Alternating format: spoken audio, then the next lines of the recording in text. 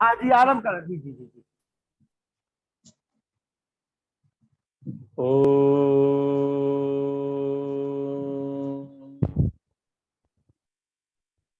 भूर्भुवः स्वः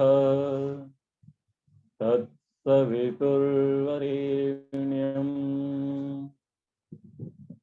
भर्गो देवस्य धीमहि धियो यो नः प्रचोदयात्।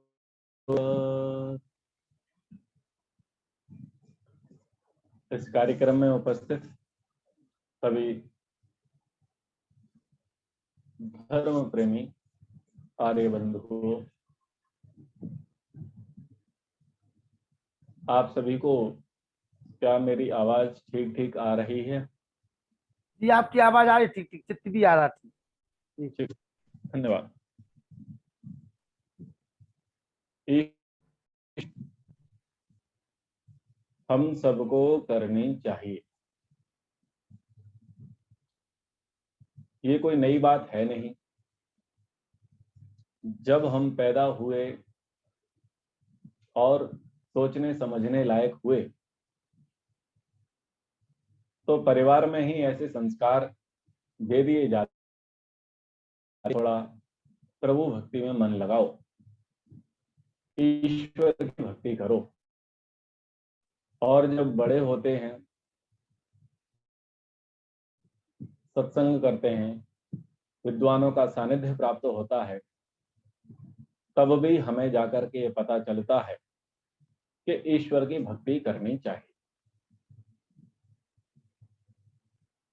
और सबसे अधिक तो आर्य समाज के लोग जानते हैं शाब्दिक रूप से ईश्वर की भक्ति करनी चाहिए। मैं ईश्वर की भक्ति करता हूं, ऐसी कोई प्रतिष्ठा करता नहीं। सब ये कहते हैं ईश्वर की भक्ति करनी चाहिए। मैं स्वयं ईश्वर की भक्ति कर रहा हूं विगत इतने वर्षों से, और मुझे इस प्रकार का लाभ हो रहा है। मेरा ईश्वर भक्ति में पर्याप्त मन लगता है। इस प्रकार की प्रतिष्ठा, इस प्रकार का दृढ़ निश्चय संकल्प अपनी तरफ से प्रायः लोग रखते हुए बचते हैं, लेकिन इस बात को खूब कहते हैं, क्या ईश्वर भक्ति करनी चाहिए। सब सुखों को दाता, सारे सुख ईश्वर से ही मिलते हैं।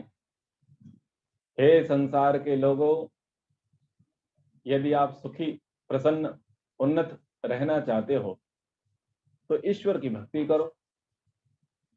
महर्षि दयानंद जी ने भी ईश्वर भक्ति के संबंध में भक्ति परक ग्रंथ आर्याभिविनय लिख दिया। उनकी प्रार्थना ईश्वर भक्ति के विषय में।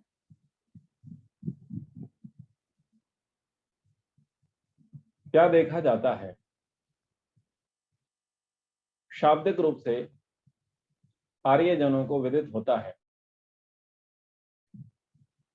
ईश्वर भक्ति करनी चाहिए और किस प्रकार से करनी चाहिए। जो पौराणिक बंधु हैं अथवा जो अन्य मतों वाले हैं, भिन्न भिन्न मतों में,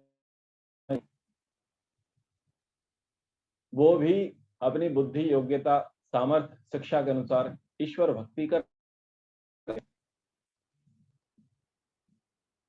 हमको बुद्धि से उनकी ईश्वर भक्ति ग्राह्य नहीं होती। हम ये कह देते हैं कि ये तो मूर्ख है,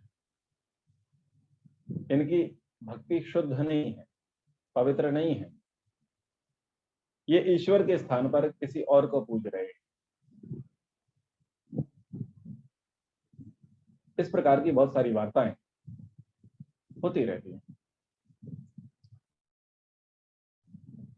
जब आर्य सज्जनों से कहा जाता है कि प्रातः सायं एक एक घंटे उपासना करिए, महर्षि दयानंद जी ने निर्देश किया है, आधा आधा घंटा करिए, थोड़ा बहुत तो करिए, ईश्वर की भक्ति तो करिए।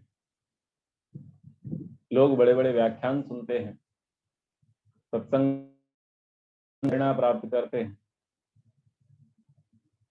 और बड़े ही मनोयोग से इस भाव से आते हैं कि ठीक है, अब हम ईश्वर भक्ति करेंगे। लेकिन क्या देखते हैं कि जैसे ही ईश्वर भक्ति के लिए बैठते हैं तो ईश्वर की भक्ति ना होकर के भक्ति किसी और की हो रही हो। ठीक है ना लखनलाल जी, आप एक दो व्यक्ति बोलते रहे जी तो उससे ऐसा लगेगा कि आप सुन रहे हैं। जी जी जी जी तो लोग ऐसा बोलते हैं ना जी कि ईश्वर भक्ति के लिए बैठते तो हैं, आंख बंद करते तो हैं, लेकिन मन नहीं लगता। ईश्वर भक्ति में मन क्यों नहीं लगता? क्या उनका कहीं पर भी मन नहीं लगता?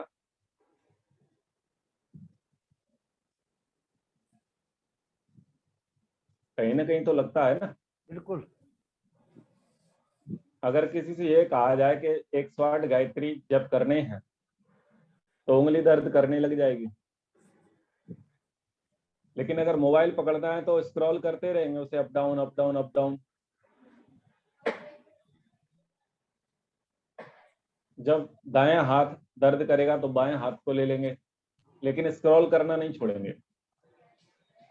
वहां तो उसे कोई तकलीफ नहीं है, लेकिन माला पकड़ने में उसे तकलीफ है, उसे परेशानी है।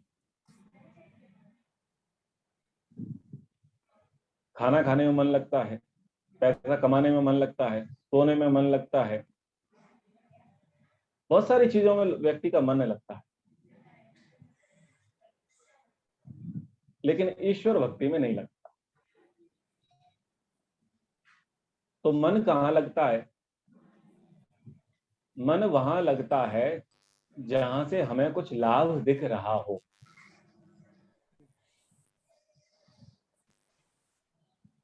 और जिसमें लाभ दिख रहा होता है उसमें हमारी रुचि उत्पन्न, और जिसमें रुचि उत्पन्न होगी उसकी स्मृति सदैव मन मस्तिष्क में बनी रहे। हाँ या ना? हाँ जी। ठीक है। तो पैसा कमाने में लाभ दिखता है, नौकरी धंधा व्यापार करते हैं, पूरी लगन के साथ, पूरी श्रद्धा के साथ, पूरे समर्पण के साथ, पूरे पुरुषार्थ, पूरे मनोयोग से धन कमाते हैं, क्योंकि उससे हमें लाभ दिखता है कि पैसा मिलेगा, इसलिए हमारी उसमें बार बार रुचि उत्पन्न होती है। और हमें बार बार याद भी आता है कि पैसा और इतना कमाना चाहिए, और इतना कमाना चाहिए, आगे और बढ़ना चाहिए। ऐसे ही अलग अलग फील्ड को, अलग अलग क्षेत्र को ले लेते हैं। खेती करना, व्यापार करना, नौकरी करना, धंधे करना, खेल खेलना, रुचिपूर्वक लोग करते हैं।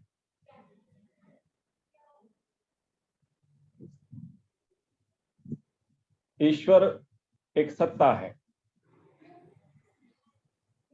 बोले उसमें मन नहीं लगता। तो बहुत सारे चेतन हैं जिनकी भी सत्ता है, उनमें पर्याप्त मन लगता है। पति को पत्नी में मन लगता है, पत्नी को पति में मन लगता है, माता पिता का मन लगता है, पिता पुत्र का मन लगता है, गुरु शिष्य का मन लगता है, स्वामी सेवक का मन लगता है। समझ में आते हैं, बुद्धि में वो लाभ बैठे हुए हैं। ग्राहक और दुकानदार का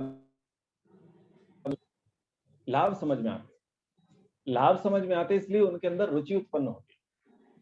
और जब रुचि उत्पन्न होती है तो जैसे ही वो थोड़ी ही देर के लिए हमसे दूर होता है तो हमें उसकी स्मृति आती है, हमें उसकी याद आती है।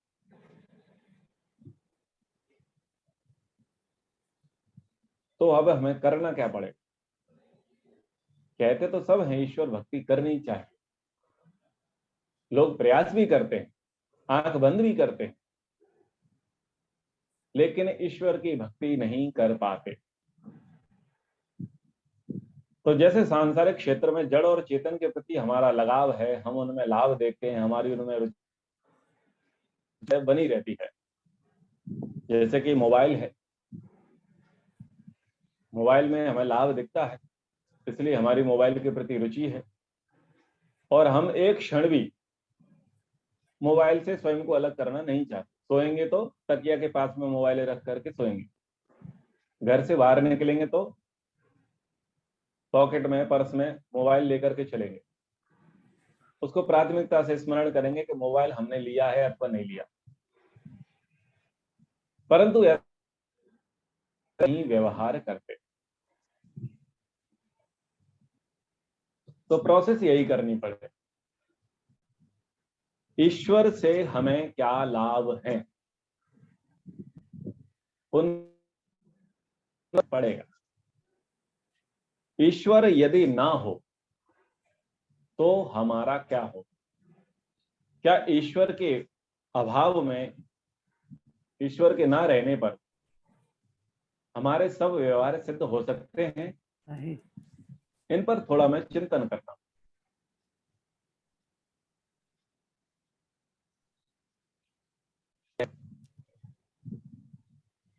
लखनलाल जी। जी। जी अब जी बोलिए बोलिए जी। ठीक ठीक है। तो हम कुछ चीजों को समझते हैं। पहले भोजन है, बाद में भूख है। यदि भूख पहले हो तो उस क्षुधा की निवृत्ति किस प्रकार से होगी, किससे होगी, ये हम समझ ही नहीं पाएंगे। और उसके लिए प्रयास करेंगे, पुरुषार्थ करेंगे, तब तक तो शरीर छूट जाएगा। तो हमें ये देखना पड़ेगा कि ईश्वर ने हमारे लिए क्या सुविधाएं दे दी। सृष्टि रचना में उन्होंने सबसे अंतिम में मनुष्य को रखा, क्योंकि मनुष्य एक ऐसा प्राणी है जो परजीवी है और बहुत सुविधा भोगी है। वो अन्यों के कारण से, अन्यों की सहाय से अपने जीवन को यापन कर सकता है, अन्यथा नहीं। तो यदि हम चिंतन करें कि ईश्वर से हमें क्या लाभ है, ईश्वर से हमें क्या बेनिफिट है, ईश्वर हमारे लिए क्या करता है,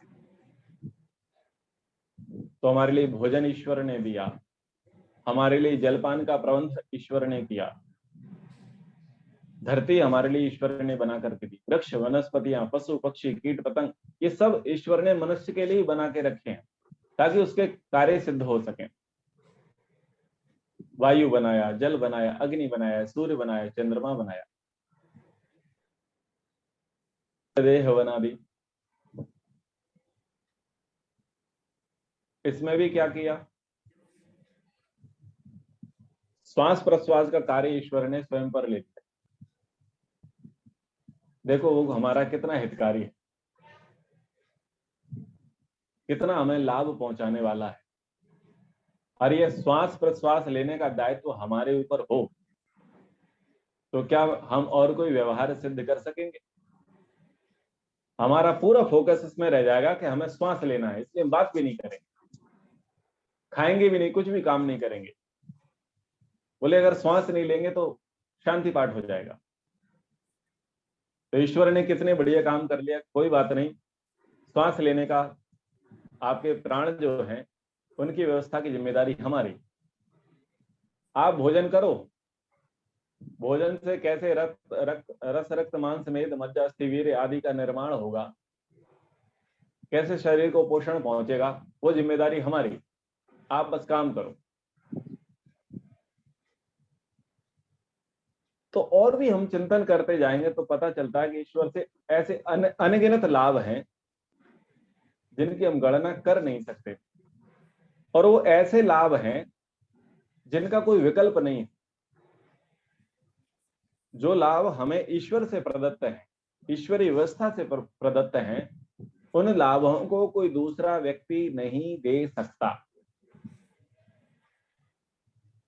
सामाजिक तौर पर कोई व्यक्ति हमें कोई छोटा सा लाभ पहुंचा देता है तो हम उसके प्रति कृतज्ञता व्यक्त करते हैं, और उसके एहसान को जब तक स्मृति रहती है हम भूलते नहीं है, और ये मानते हैं कि इस व्यक्ति का मेरे ऊपर बड़ा उपकार है। हम उसे याद करते हैं। जब भी वो व्यक्ति हमें सामने दिखता है तो हम बड़ी श्रद्धा के साथ, समर्पण भाव के साथ उससे वार्ता करते हैं, व्यवहार करते हैं। लेकिन ईश्वर के साथ में तो क्या करना पड़ेगा? हमें चिंतन करना पड़ेगा, मनन करना पड़ेगा, आत्मनिरीक्षण करना पड़ेगा, शास्त्रों का अध्ययन करना पड़ेगा, इस प्रकृति को भी देखना पड़ेगा और ये समझना पड़ेगा कि ईश्वर किस प्रकार से हमारे लिए लाभकारी है और सतत वो अनवरत किस प्रकार से हमें लाभ पहुंचाता आ रहा है। उसके बगैर कुछ भी कार्य, कुछ भी व्यवहार हमारे लिए सिद्ध नहीं हो सकते। तो जब इस प्रकार का चिंतन करेंगे तो हमारी ईश्वर में रुचि बढ़ जाएगी। रुचि बढ़ेगी तो हमारी स्मृति भी ईश्वर के प्रति बनी रहे, हम ईश्वर को याद करते रहें। तो इस प्रकार से हमें ईश्वर भक्ति की ओर आगे बढ़ने का प्रयास करना चाहिए। ईश्वर में लाभ देखें, उसमें रुचि उत्पन्न करें और रुचि उत्पन्न होगी तो उसकी स्मृति भी आएगी। पिता होता है और पुत्र होता है। पिता सब प्रकार से अपने पुत्र का, पुत्री का लालन पालन करता है। पुत्र पुत्री को माता पिता से लाभ प्रत्यक्ष दिखाई देते हैं, उनके उपकार दिखाई देते हैं, इसलिए उनकी सेवा करने में, उनकी भक्ति करने में, उनकी आज्ञा पालन करने में रुचि बनती। और जब पिता का शरीर छूट जाता है अथवा पिता से किसी कारणवश वियोग होता है तो पिता के न होने का अभाव हमारी बुद्धि में दिखाई देता है और हमें उसकी स्मृति आती है, हमें उसकी याद आती है। तो ये प्रत्यक्ष उदाहरण है पिता के संबंध में। ये भौतिक पिता तो गिने चुने लाभ हमें दे रहा है, लेकिन वो परम पिता जो हमारे जन्म जन्मांतर का पिता है, वो असंख्य योनियों में और न जाने कितने युगों से हमको लाभ पहुंचाता आ रहा है। वो अपने पिता धर्म को ठीक ठीक निभा रहा है, बस हम अपना पुत्र धर्म भूले बैठे, हम उसके प्रति कृतज्ञता व्यक्त नहीं करते, हम उसके प्रति अपने श्रद्धा सुमन, अपने आत्मा आदि का दान नहीं करते। तो हमें प्रयास करना चाहिए। प्रयास कैसे करें? ईश्वर भक्ति में मन कैसे लगाएं? लाभ समझ में आ गया, रुचि समझ में आ गया, स्मृति समझ में आ गई, लेकिन ईश्वर भक्ति की ओर बढ़े कैसे? उसके लिए भी एक सामाजिक उदाहरण। प्रत्येक मनुष्य के जीवन में कोई ना कोई महत्वपूर्ण व्यक्ति अवश्य होता है जिससे वह अपने सुख और दुख को साझा करता है। सुख में सम्मिलित करेगा, दुख में सम्मिलित करेगा। जो विशेष सुख की प्राप्ति होती है तो वो सुख जैसे ही हमें मिला वो हमें पचता नहीं है, हम उसे हजम नहीं कर पाते। हमें वो व्यक्ति चाहिए, वो मित्र जिससे हमारा घनिष्ठ संबंध है, रागात्मक संबंध है, जिसके प्रति हमारी आसक्ति है, जो हमारे अनुकूल है। हमें वो व्यक्ति चाहिए होता है तो हमारी दृष्टियां चारों ओर उसी को देख रही होती है, हमारे नेत्र से वो कहां है, हम उसे सूचना देवें कि हम पास हो गए। जब कॉलेज में जाते हैं रिजल्ट शीट देखने के लिए और मान लीजिए किसी अन्य मित्र के साथ गए, पारिवारिक व्यक्ति के साथ गए हैं, आते हैं, देखते हैं, सूची में अपना नाम देखते हैं, बड़ी प्रसन्नता होती है। लेकिन जो व्यक्ति साथ था, यदि वो परम घनिष्ठ व्यक्ति नहीं है तो उसके साथ हम उस सुख को उतना सेलिब्रेट नहीं करते जितना जिसमें हमारी आसक्ति, रुचि अधिक होती है उसके साथ करते हैं। और या तो हम दौड़ करके उसके पास जाते हैं या तो उसे फोन करते हैं और उसे बताते हैं कि हम पास हो गए, हम उत्तीर्ण हो गए, हम सफल हो गए। यानी जो घनिष्ठ व्यक्ति है, प्रिय व्यक्ति है, हम उससे सुख साझा करते हैं हर परिस्थिति में। और लगता है कि यदि हमने उससे नहीं कहा, वो हमारे सुख में भागीदार नहीं है, तो वो सुख अधूरा हो गया, उसका मजा सारा किरकिरा हो गया। ऐसा बोलते हैं। पार्टी करेंगे, अचीवमेंट हुआ है, पार्टी करेंगे, और तेरे बगैर तो सब बेकार है, तो तू आजा, चार चांद लग जाएंगे। यानी ये क्यों कहा? क्योंकि उसके प्रति हमारी विशेष आस्था है, विशेष समर्पण है, विशेष प्रेम है। और ठीक इससे विपरीत परिस्थिति निर्मित होती है जब दुख आते हैं, पहाड़ के सदृश दुख आते हैं, भयंकर दुख आते हैं। ऐसा लगता है कि अब इन दुखों से पार पाना कठिन है, मरने जैसी स्थिति निर्मित हो जाती है, व्यक्ति आत्महत्या के जैसा विचार कर लेता है, अथवा वो गहरे सदमे में चला जाता है। कई लोग उससे पूछते हैं, उसके मित्र, बंधु, पारिवारिक जन, कि भाई बात क्या है, लेकिन वो खुल करके अपनी सारी बातें वो किसी से कहता नहीं है। लेकिन उसे प्रतीक्षा किसकी रहती है? जिससे उसका विशेष लगाव है, जिससे वह विशेष प्रेम करता है, उसकी उसे प्रतीक्षा रहती है। वो आता है, वो पूछता है कि तेरा चेहरा क्यों मुरझाया हुआ है, तो वो कहता नहीं और फूट फूट कर रो पड़ता है और उसकी छाती से लिपट जाता है। वो उसे ढांढस बंधाता है, फिर वो बताता है कि मेरे साथ ये घटना घटी है, मुझ पर ऐसी अपार आपत्ति आन पड़ी है। और वो अपने उस मित्र को, उस बंधु को, उस प्रेमी जन को कह करके अपने आप को हल्का महसूस करता है कि अब ये मित्र मेरा कुछ उपाय निकालेगा। ऐसा हम करते हैं व्यवहार, लेकिन हम ये नहीं सोचते कि वो जो हमारा मित्र है, प्रेमी है, राग जिसके प्रति हमारा है, हमारी जिसके प्रति आसक्ति है, क्या वो सदा सुख और दुख में हमारा साथ दे सकता है? क्या सदैव वो हमारा हितैषी रह सकता है? क्या सदैव वो हमारी समस्याओं का समाधान हमें दे सकता है? नहीं दे सकता। क्या वो सदैव हमें प्रेरणा दे सकता है, मार्गदर्शन हमारा करा सकता है, पथ प्रदर्शक हमारा बन सकता है? उसकी कोई गारंटी नहीं है। कोई गारंटी नहीं है। हम दूसरे से अपेक्षा करते हैं, क्या पता बीच में ही अपना स्विच ऑफ हो जाए। हम दूसरे की अपेक्षा करते हैं कि बस जन्म जन्म का साथ है तुम्हारा और हमारा, लेकिन खुद की क्या गारंटी है? बिल्कुल सही बात खुद है। की भी कोई गारंटी नहीं है। लेकिन उसके लिए जिएंगे, उसके लिए मरेंगे, उसके लिए सब कुछ करेंगे। ये बहुत बड़ी अविद्या है। हमारी भक्ति व्यक्ति में है। दूसरा पक्ष भी सोचना चाहिए। आज वो आपका हितैषी है, कल नहीं होगा।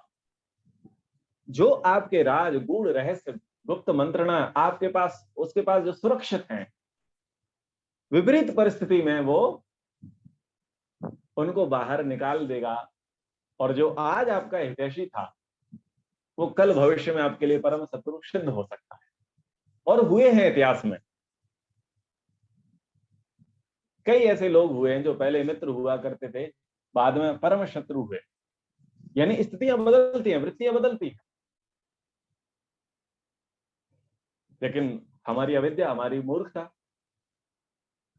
इतनी है कि हम सर्वस्व उसके लिए समर्पित देते हैं, उसके लिए लुटा देते हैं, जीने मरने की कस्में खाते हैं, जीना मरना तेरे संग। ये पद, ये स्थान वस्तुतः है ईश्वर का, लेकिन हम बड़े चतुर हैं, ज्ञान मार्गी टाइप के लोग, ज्ञान मार्गी टाइप के। हम गा देते हैं थोड़ा सा, त्वमेव माता च पिता त्वमेव बन्धुश्च सखा त्वमेव, त्वमेव वेद्या द्रविणं त्वमेव, त्वमेव सर्वं मम देव देव। जिनको संस्कृत में प्रार्थनाएं आती हैं, वो त्वम ही ना पिता वसो त्वम माता सुतक्रतो बहुविता अदाते सुम्न महीमहे, बस ऐसे बढ़िया बढ़िया मंत्र और बढ़िया बढ़िया श्लोकों का गायन करके खुद को तृप्त कर लेते हैं और सुनाने वाले को तृप्त कर देते हैं। जिनको पदवत गाते हैं, जिनका कंठ अच्छा है,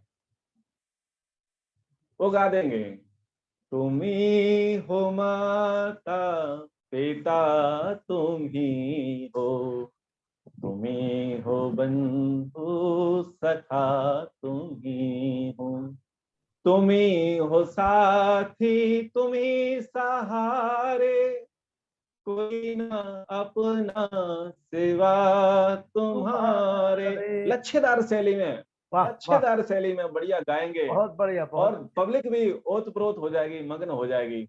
लेकिन जैसे ही गा करके निपटे, वो तुम ही हो माता तो नहीं, माता मेरी माता है, पिता मेरा पिता है, पैसा मेरा पैसा है, विद्या मेरी विद्या है, शरीर मेरा है, बंधु मेरा है, मित्र मेरा। वो तुम ही नहीं हो, वो तुम ही तो केवल यहाँ पर मंच पे कहने लायक थे बस। ठीक है ना? सही कह रहे हो, सही। बस वो हमारा अलग है, वो डिपार्टमेंट हमारा अलग है। अब कहें कि ईश्वर भक्ति में मन नहीं लगता,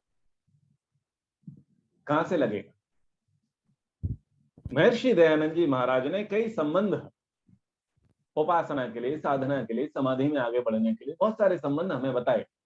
ईश्वर हमारा राजा है, हम उसकी प्रजा है। ईश्वर हमारा गुरु है, आचार्य है, हम उसके शिष्य हैं। ईश्वर हमारा पिता है, हम उसके पुत्र हैं। ईश्वर हमारी माता है, हम उसके पुत्र हैं। ईश्वर हमारा ज्येष्ठ भ्राता है। ईश्वर हमारा मित्र है। ईश्वर हमारा पति है। ऐसे बहुत सारे संबंध वहां पर बताए हैं, लेकिन हम ये बातें केवल गाने तक ही सीमित हैं। ये दर्जा तो हमने ऑलरेडी दे रखा है। हमारा एक विशेष लगाव है, जीना मरना तेरे संग। हमारा पिता के प्रति है, उनके लिए हम कुछ भी कर जाएंगे। ऐसी हमारी कोई पत्नी है, ऐसे ही हमारा कोई पति है, ऐसी कोई हमारी बहन है, ऐसी कोई हमारा भाई है, ऐसे कोई हमारा रिश्तेदार है, निकट संबंधी है, मित्र बंधु है। बस उसी से हमारी रीति प्रीति है, उसी से हम अपना जीवन समझते हैं। वो मिल गया तो सब मिल गया, और वो नहीं मिला तो ऐसा लगता है कि बस अब जीवन तो रहा ही नहीं। अब ऐसे में ईश्वर भक्ति थोड़ी ना हो। पूरा क्रेडिट तो आपने ऐसे लोगों को दे दिया, अवांछनीय, अयोग्यों को। ये जो सारे के सारे संबंध हैं, ये हमें ईश्वर भक्ति की ओर आगे बढ़ाने वाले हैं। ये सांकेतिक हैं कि जैसे माता पुत्र के लिए हितकारी होती है, वैसे ही ईश्वर भी हमारी माता है, हमारे लिए हितकारी है। जैसे पिता हमारा लालन पालन करता है, हमारी ताड़ना करता है, हमें उत्तम सुशिक्षा प्रदान करता है, वैसे ही ईश्वर भी है।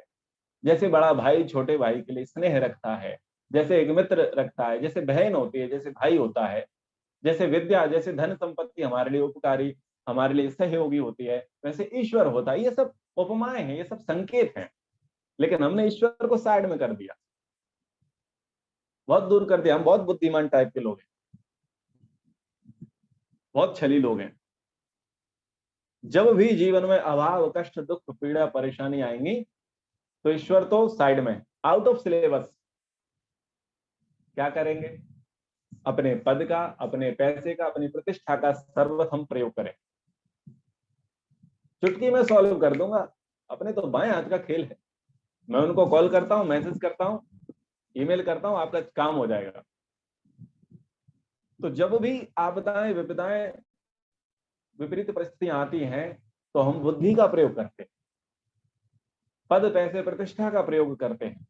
महानुभावों, कई बार हमारे जीवन में ऐसे क्षण आते हैं, वो हमारा पद, वो हमारा पैसा, वो हमारी प्रतिष्ठा, वो हमारे स्ट्रॉन्ग कनेक्शन, वो हमारे सोर्स, सब धरे के धरे हो जाते हैं, सब हाथ खड़े कर देते हैं। अंत में व्यक्ति को कुछ भी नहीं सूझता, उसकी बुद्धि काम करना बंद कर देती है। डॉक्टर भी बोलते हैं कि अब इसको दवा की आवश्यकता नहीं, इसे दुआ की आवश्यकता है, डॉक्टर भी बोलते हैं। तो हारा थका हुआ व्यक्ति, जिसकी बुद्धि नहीं चल रही, अंत में जाकर के हाथ जोड़ता है, हे भगवान अब बचा, बहुत फंस गया हूं, बहुत बुरा फंसा हूं, बस इस बार बचा ले, और भविष्य में ऐसा कभी नहीं करूंगा। क्या कमिटमेंट करता है? इस बार बचा ले, अगली बार नहीं करूंगा। और कुछ क्या करते हैं कि प्रभु मुझे याद आ गया कि मेरा जीवन सब ऐसे ही गड़बड़ घोटाले में चला गया, आज से अभी से तू बस बचा तो ले, बस तेरे लिए नाम लिख दी मैंने। बड़ा एहसान करता है, बड़ा मतलब लालच प्रोवाइड कराता है, और बड़ी कमिटमेंट करता है कि बस अब तो मेरा पुनर्जन्म हुआ, नया जन्म हुआ, भगवान की कृपा, तो अब मेरा पूरा जीवन आपके लिए है। कुछ लोग 10 दिन, 15 दिन, महीने भर, 2 महीने काम कर भी लेते हैं, ये मानते हुए कि हम ईश्वर की वजह से बचे हैं, लेकिन बैक टू पवेलियन, जैसा आपदा विपदा आने से पहले थे, बस एज इट इज हो जाते हैं हम। तो बात क्या थी? पद पैसा प्रतिष्ठा के कारण हम परमात्मा को भूले बैठे, हमने उसको साइड कर रखा, हमने उसको अवॉइड कर रखा। पता नहीं हम उसे मूर्ख मानते हैं क्या, उसे कोई महत्व देते ही नहीं।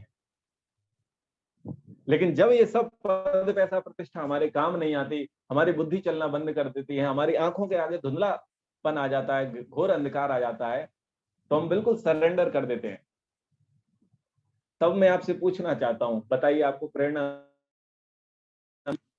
ईश्वर का सहारा, ईश्वर मार्गदर्शन देता है या नहीं? देता है। तब हमें एक अद्भुत शांति मिलती है, अद्भुत आत्मविश्वास हमारे अंदर आता है, अद्भुत धैर्य का विकास हमारे अंदर आता है, और हम उस परिस्थिति से, जिस परिस्थिति से कोई भी व्यक्ति हमें उबार नहीं रहा था, उस परिस्थिति से ईश्वर हमें उबार देता है। लेकिन फिर भी हम एहसान नहीं, फिर भी हम एहसान नहीं। तो ये तो जीवन के हमारे प्रत्यक्ष उदाहरण है, ये कोई किताबी बात नहीं है। जितनी चर्चाएं हम कर रहे हैं, ये कोई किताबी बात नहीं है। तो अब क्या करें? ईश्वर भक्ति में मन लगाने के लिए अब क्या करें? लाभ समझ में आ गया, रुचि समझ में आ गया, स्मृति समझ में आ गई, संबंध समझ में आ गए। बस अब हम ये करें कि ईश्वर को कोई ना कोई पद दे ही दे, अपनी सुविधा से। आपको माता में अधिक प्रेम है, माता ईश्वर को मान लो। आपको पिता में अधिक प्रेम है, पिता ईश्वर को मान लो।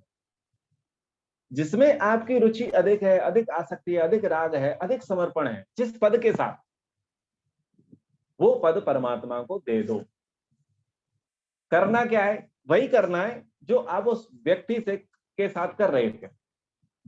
यानी जीवन में जो भी सुखद क्षण आते हैं, सबसे पहले सेलिब्रेट करो ईश्वर के साथ।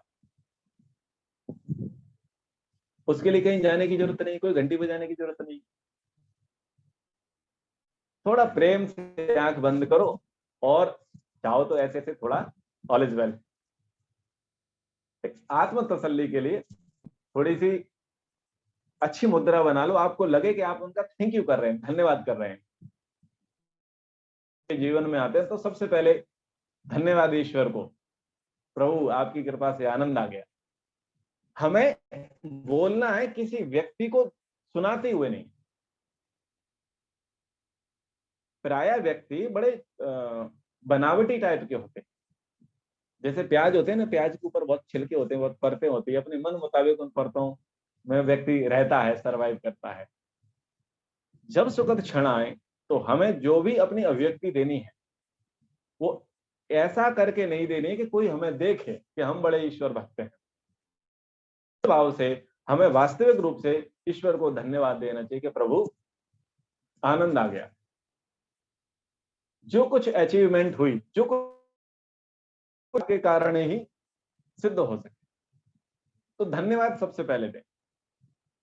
और बड़ी उपलब्धि हुई तो एक और आग्रह कर ले, मिल तो गया है, घमंड ना हो जाए। ये जो कुछ भी अचीवमेंट हुआ, जो कुछ भी प्राप्ति हुई है, सब आपकी कृपा से हुई है, लेकिन प्रभु मेरी बुद्धि तो ऐसी बनाए रखना कि मैं तुझे ना विसार दूं, सर्वस्व में अपने ऊपर ही पूरा श्रेय ना ले लूं और मेरे अंदर अभिमान है।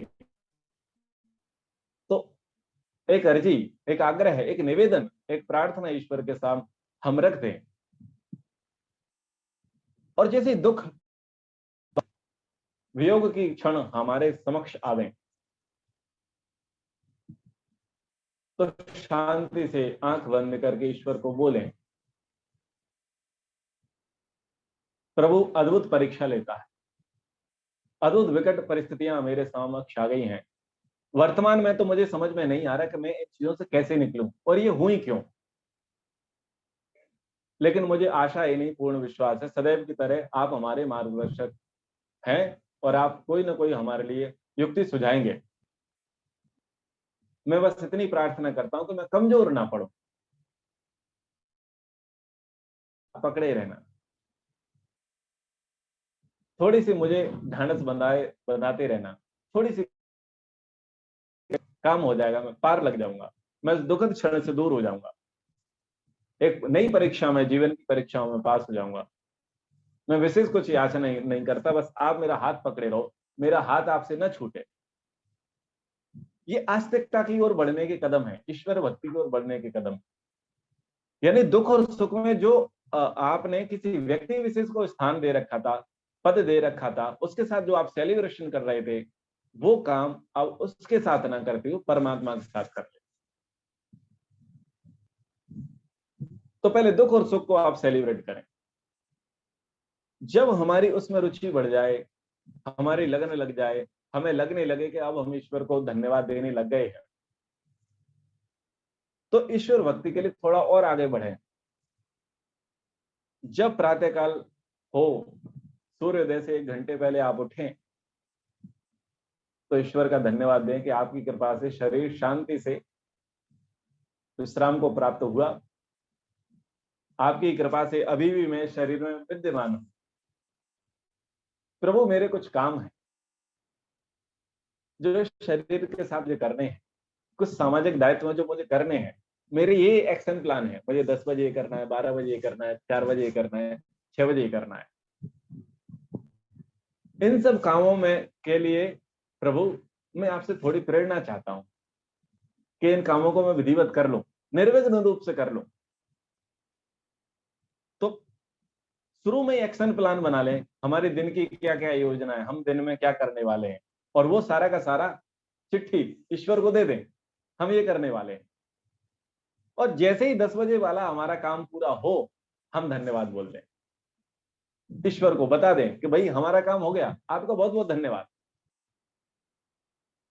और ऐसी दिन भर की सारी गतिविधियां जो भी आप अचीवमेंट करते जाते हैं, जो भी आप अपने टास्क पूरे करते चले जाते हैं, ईश्वर को धन्यवाद देते जाएं। देन जब शाम होती है, उपासना बैठे बोलें कि भाई मजा आ गया, आज की कृपा से दिन मेरा बहुत बढ़िया गया, मेरे सारे कार्य सिद्ध हो गए, लेकिन कुछ गलतियां की, कुछ अच्छी भी बातें हुई, तो उस अच्छे और बुरे को ईश्वर के साथ बताओ,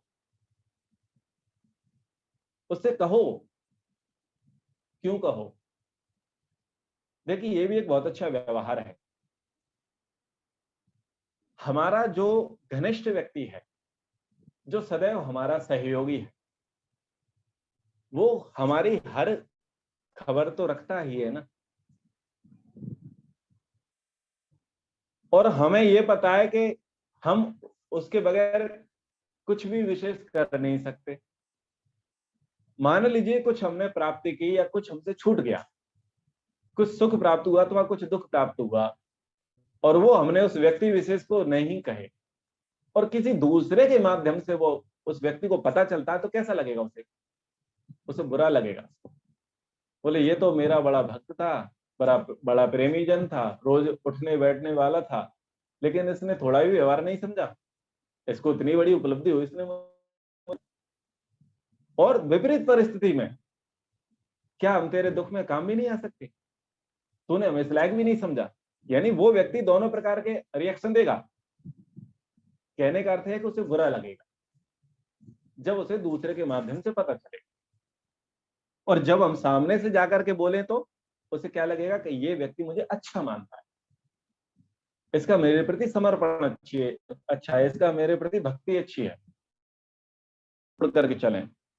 ईश्वर हम मन में जो विचारते हैं, वाणी से जो बोलते हैं, शरीर से जो करते हैं, प्रत्येक क्षण ईश्वर उसे देखता सुनता जानता है। ये हम खूब पढ़े हैं, हाँ खूब पढ़े हैं। यानी ईश्वर उस काम को प्रत्येक क्षण जानता है, समझता है। बिल्कुल। अगर हम ईश्वर को सामने से बताएं तो ईश्वर को वैसे ही अच्छा लगेगा जैसे उस व्यक्ति को अच्छा लगा कि ये व्यक्ति मुझे मानता है, इसलिए उसने मुझसे ये बातें कही।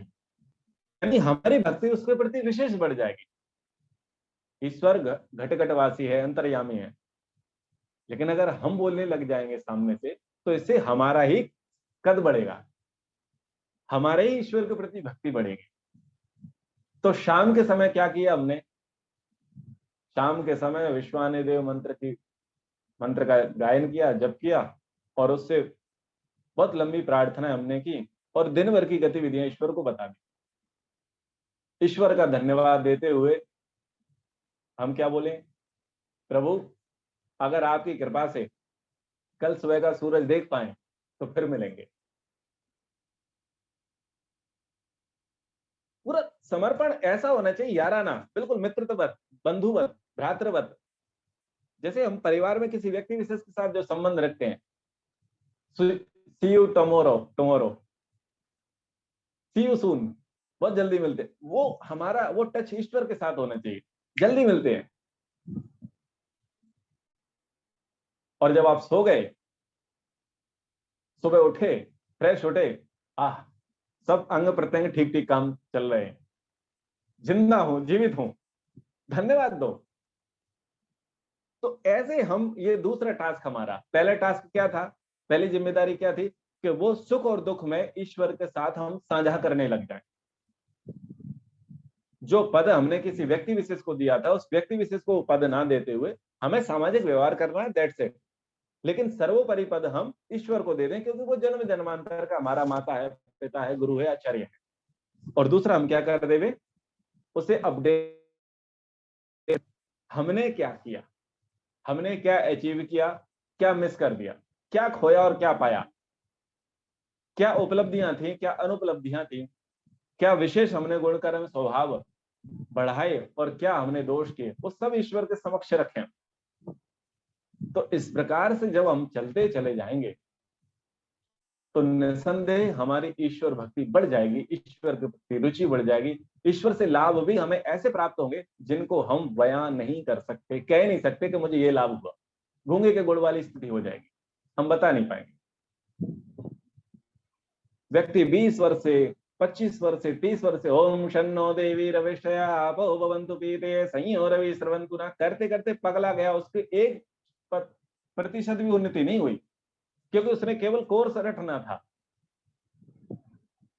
मुल्ला जी की तरह बस ऐसे पाठ करना, उसे संध्या पूरी करनी थी। जैसे कोई पीछे से सांड आ रहा है और उसे मारना चाहता है, उसे जल्दी जल्दी मंत्र पाठ करने,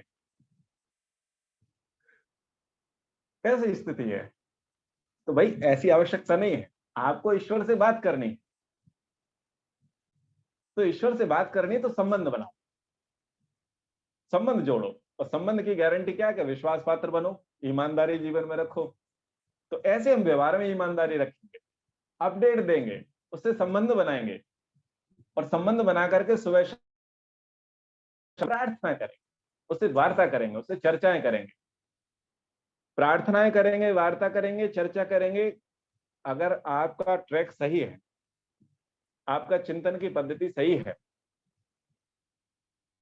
तो कब आपके 40 मिनट पूरे हो जाएंगे, 1 घंटा पूरा हो जाएगा, 1.5 घंटे पूरे हो जाएंगे, 2 घंटे पूरे हो जाएंगे, आपको पता ही नहीं चलेगा। ना तो आपको ये समझ में आएगा कि पैर दर्द हो रहे हैं, कि कमर दर्द हो रही है, कि कोई बुला रहा है।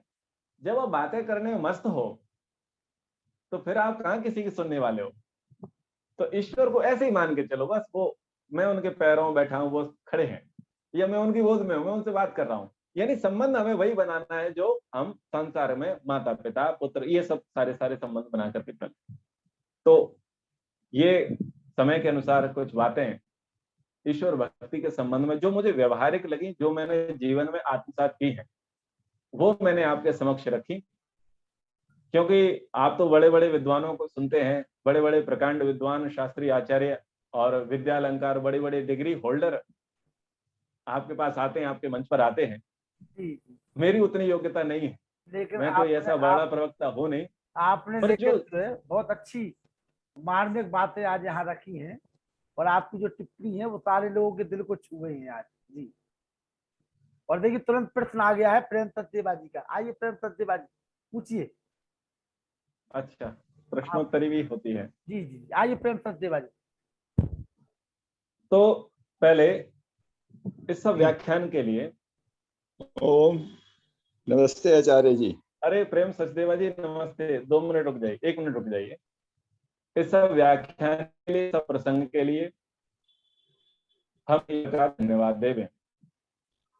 ईश्वर की प्रेरणा से उन सब बातों को जो अपने हृदय उद्गार थे वो मैं आपके समक्ष रख सका, आप भी उसको शांति से सुन सके, समझ सके, तो इस सब के लिए हमें ईश्वर का धन्यवाद देना चाहिए।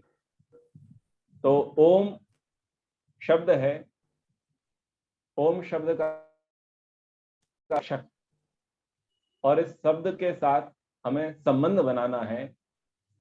हे ईश्वर, आप सर्वरक्षक हैं, हमारी भी रक्षा कीजिए। तो इस प्रकार से हम एक बार ओम का उच्चारण करते हुए शब्द अर्थ संबंध जीवन में धारण करते देंगे, फिर आगे प्रश्नोत्तरी का कार्यक्रम। ओ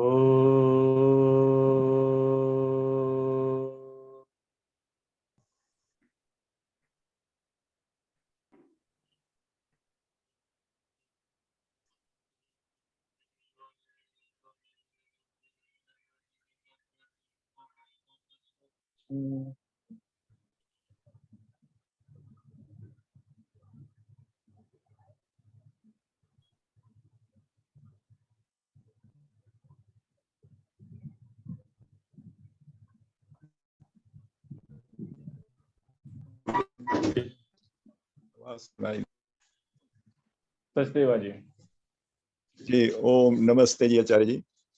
नमस्ते। नमस्ते, आपका नाम तो खूब सुना था, प्रेम सचदेवा जी। जी सुना क्या, मैं हाँ मैं आपसे भी जुड़ा हुआ हूँ, आपके विभिन्न कार्यक्रमों में उपस्थित रहा पहले भी। जी और कोई ऐसा नहीं है कि मैं आपके लिए अजनबी हूँ या आप मेरे लिए अजनबी हैं। जी जी तो बहुत अच्छा लगा आपका उद्बोधन, और बिल्कुल प्रैक्टिकल था। मैं इस चीज़ को बिल्कुल मानता हूँ, क्योंकि मैं सुनता रहता हूँ आपको, तो वही चीज़ें हैं जो आप हमेशा बताते रहते हैं। तो कोई शंका नहीं है ऐसी, केवल इतना ही है कि ईश्वर हमें देख सुन जान रहा है, हर वक्त हर क्षण वो हमें जानता है, अच्छी तरह जानता है, हम में व्याप्त है वो, तो हमारे मन बुद्धि में भी व्याप्त है। तो अच्छी तरह जानने कि ये हम भी जानते हैं कि वो हमें अच्छी तरह जान रहा है, देख सुन जान रहा है, फिर भी हम कोई गलती कर बैठते हैं तो वो भी उसको पता है। तो इसलिए हम अपनी प्रार्थनाओं में हमेशा यही कहते हैं, प्रभु आप तो देख सुन जान रहे हैं, हम ये गलती कर रहे हैं, आज हमने ये कर लिया, फिर भी इसके अलावा भी कई गलतियां हैं जो हमें पता ही नहीं लगती, हम कर बैठते हैं। तो हम तो गलती के पुतले हैं जी।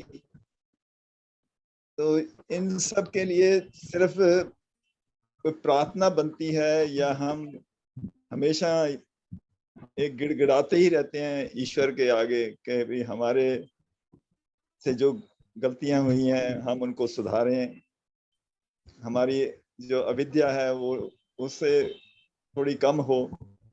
तो इस प्रकार की हमें भावना आती है, हर समय यही कुछ लगा रहता है मन में। तो बस यही चलता रहता है जी, अब क्या करें, आप कुछ सुझाएं इसके बारे में। महर्षि मनु जी प्रायश्चित विषय लिखते हैं। पहले तो हम उन्हीं गलतियों पर ध्यान दें जो हमें समझ में आ रही हैं। व्यवहारिक दृष्टिकोण से अगर देखें कि अगर कोई हमें ऐसी गलतियां बताता है जो हमें पता नहीं है, और वो दूसरा व्यक्ति नोट कर रहा है, तो हम उसे एक्सेप्ट नहीं कर पाते। वो गलती हमें पछती नहीं है जब कोई दूसरा व्यक्ति हमें बताता है। क्यों? क्योंकि हम उसके लिए प्रिपेयर नहीं है, तैयार नहीं है। अर्थात जो गलती हमें दिख रही थी उन पर हमने कभी काम किया नहीं, और जो हमें नहीं दिख रही थी सामने से आकर के कोई उनको बताए तो वो हमें पछती नहीं। तो पहले पहले हम ये प्रयास करें कि जो गलतियां हमें दिख रही हैं उनके लिए हम संकल्पबद्ध हो कि इन गलतियों को अब हम नहीं करेंगे, संकल्पबद्ध हो। और ये नहीं कहता कि पहले बड़ी गलती पर टारगेट करें। हम अपना रिकॉर्ड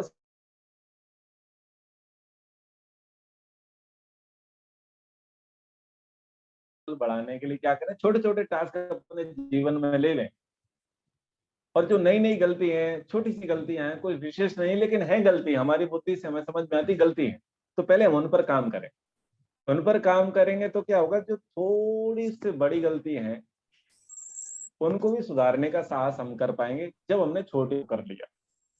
तो जब ऐसे सुधारवादी हम हो जाएंगे, हम संकल्पबद्ध होकर काम करेंगे और प्रायश्चित करेंगे।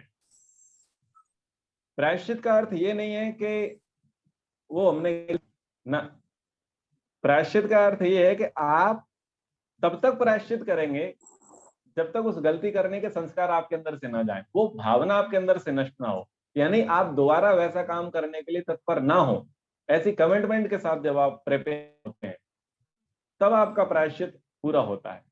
तो इस प्रकार से थोड़ा आगे बढ़ते जाएं, प्रायश्चित करते जाएं, पुरुषार्थ करते जाएं, अपनी गलतियों को सुधारते चले जाएं। और उस समय ईश्वर की सहायता की विशेष आवश्यकता है, ईश्वर से याचना की, ईश्वर से प्रार्थना की विशेष आवश्यकता है। विजय बाबू तो जी, गिड़गिड़ाना तो होता ही है।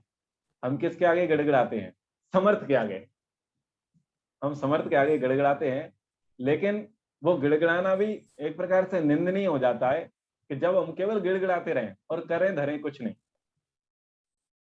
ऐसे में वो जिसके आगे हम गिड़गिड़ाते हैं वो भी हमारी वैल्यू नहीं करता, बोले तुम्हारा तो काम ही ऐसा है, तुम तो थर्ड क्लास के व्यक्ति हो। लेकिन हम कुछ परफॉर्मेंस करके देंगे, कुछ पुरुषार्थ करके देंगे, कुछ इम्प्लीमेंट अपने अंदर लेकर के आएंगे, तो जिसके आगे गिड़गिड़ा रहे थे वो भी हमारी सहायता करता है, वो भी हमारे अंदर आत्मबल प्रदान करता है। जी विजय निरंजन बाबू जी, विजय बाबू जी आइए जी, विजय बाबू जी, नेटवर्क। जी विजय बाबू जी, मेरी आवाज आ रही? जी जी प्रणाम। हाँ आइए जी विजय, नमस्ते। आइए पंडित आइए। आवाज आ रही है? हाँ आपकी हाँ जी, आवाज हाँ आ जी। रही थी। आचार्य जी का सारा व्याख्यान एकदम प्रैक्टिकल था, जो हर एक आदमी के जहन में उतर रहा था, और जो होता ही है ऐसा ही। जैसे हमारे पीछे कोई सत्ता काम कर रही हो, जो हमें हर क्षण बात कर रही हो, और वो हमारी इच्छाओं की पूर्ति भी करती है और कभी कभी नहीं भी करती है। तो हमें ये मानना होता है कि उसकी इच्छा के अनुसार हमें चलना है। हम तो सिर्फ एक उसके खिलौने भर हैं। वो जहां हमें यूज करना चाहता है वो करता है, हमारी इच्छा हो तो, नहीं हो तो। हमें हम उसके द्वारा प्रयोग किया जा रहा है, उसने अपने पर्पज से हमें बनाया है। कभी कभी ऐसा लगता है जैसे इस प्रकृति की हर चीज, हर वस्तु, हर जीव इस प्रकृति ने या भगवान ने अपने लिए बनाई है। उसे कैसी व्यवस्थाएं करना है, किसके द्वारा करवाना है, खराब लोगों को, अच्छे लोगों को, खराब विचारों को, अच्छे विचार वालों को, सबको उसी द्वारा बनाया गया है। और वह जहां आवश्यकता होता है वैसे ही वैसे उसका उपयोग करता जाता है। ये तो हम भगवान के अंडर में तो हैं ही। हम जो कुछ भी हैं सिर्फ भगवान के अंडर में हैं, हम कुछ भी नहीं अपने आप में। ये आचार्य समर्पण की दृष्टि से ऐसी बातें ठीक हैं, परंतु सैद्धांतिक दृष्टि से ऐसा नहीं होता है। तो इस पर भी हमें विचार करना चाहिए, चिंतन करना चाहिए। हम ईश्वर के हाथ की कठपुतलियां नहीं हैं, हमारा स्वतंत्र अस्तित्व है, और हम अपने कर्मानुसार, हम अपने संस्कारों अनुसार ही ये सब व्यवहार करते हैं। ईश्वर सर्वोपरि है, वही हमारा आधार है, वही हमारा आकाशवत है। उतनी बातें ठीक है, सर्वांश में भक्ति के रूप में मान लेना कि हम जब हम समर्पण कर देते हैं तो हम देते हैं कि हम तेरी रजा में राजी हैं, तू जैसा चाहे वैसा कर ले।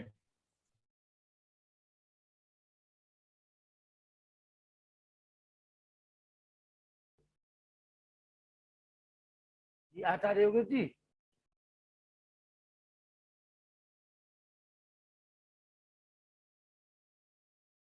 जी नरुला जी बोलिए। नरुला जी, चंद्रकांता माता जी, चंद्रकांता माता जी। जैसे अपने लखनलाल जी, मैं प्रथम बार आपके यहाँ पर आया हूँ, तो यदि सबसे एक बार परिचय हो जाए, कौन कौन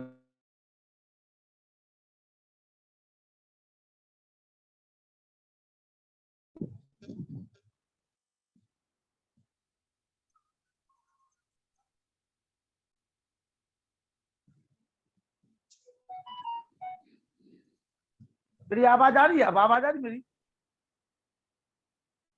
आवाज आ रही मेरी? हाँ जी, हाँ जी, जी ये जी जी आ रही है। ये विजय सिंह निरंजन बाबू जी है जो कठपुतली वाली बात कर रहे थे आपकी।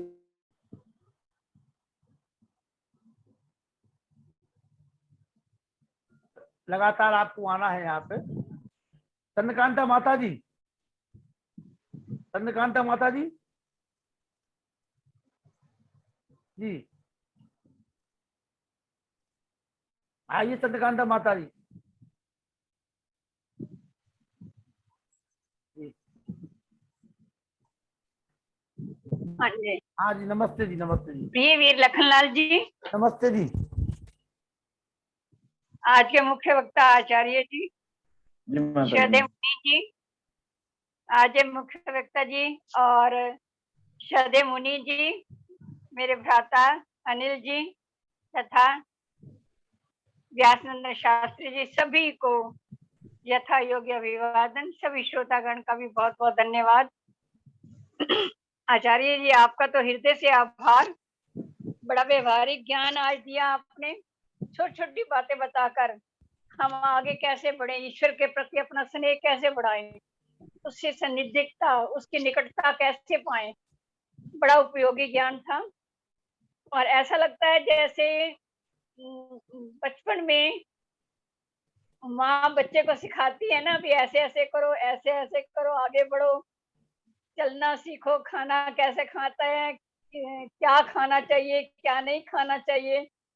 इस पर आपके कुछ ऐसा ज्ञान मिलेगा कि हम धीरे धीरे आगे बढ़कर उसके अति निकट हो जाएंगे।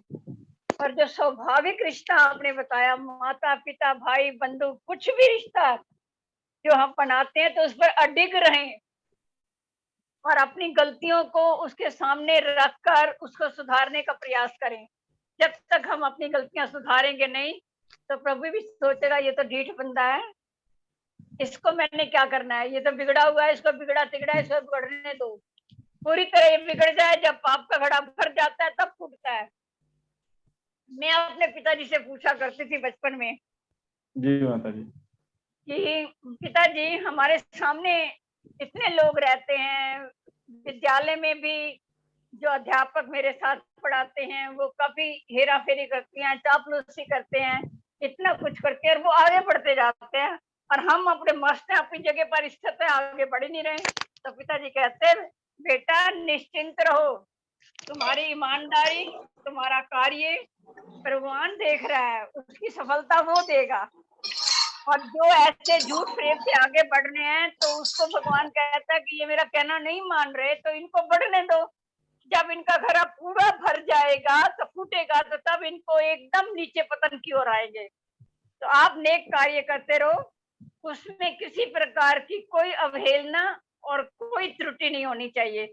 जितना तुम्हें ज्ञान है आगे बढ़ो, स्वाध्याय करके आगे बढ़ाओ ज्ञान।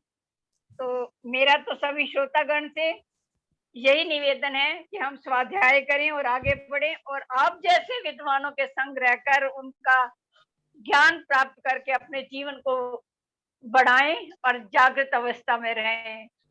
सुप्त अवस्था में ना रहे, जागृत अवस्था में रहे कि कैसे आगे बढ़ना है। धन्यवाद आचार्य जी, और बहुत बहुत धन्यवाद, हृदय से आभार। बहुत बहुत आभार माता चंद्रकांता जी का। और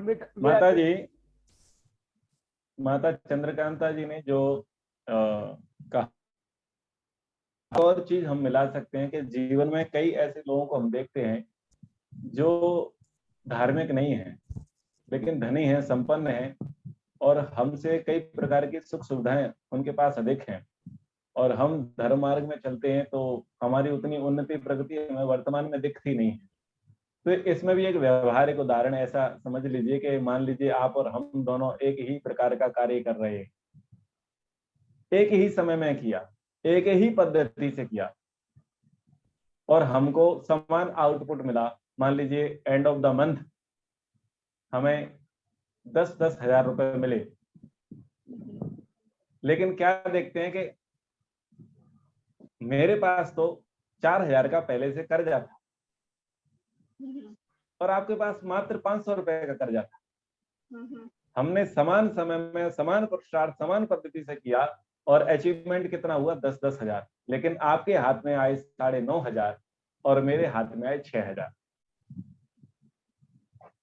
मतलब वो 4,000 जो पिछला कर्जा था वो उसके कट गए और उसका मात्र 500 रुपए का कर्जा था। तो इसलिए हमें ये लग रहा है कि हम अभी घाटे में हैं और वो फायदे में है, लेकिन हम ये नहीं देखते कि हमने तो अपना कर्जा पूरा कर लिया। हाँ जी, हाँ जी। हम आज 6,000 में हैं और वो भले ही हमें 9,500 वाला हमसे बेहतर उन्नति वाला दिख रहा है, लेकिन वो वर्तमान में कर्जा बढ़ा रहा है। वो श्रेष्ठ परिवार में जन्मा, धनी परिवार में जन्मा, संपन्न परिवार में जन्मा, लेकिन उसकी कोई भी एक्टिविटी धार्मिक नहीं। और हम वैसे परिवार में नहीं जन्मे लेकिन हमारी एक्टिविटी सारी धार्मिक है।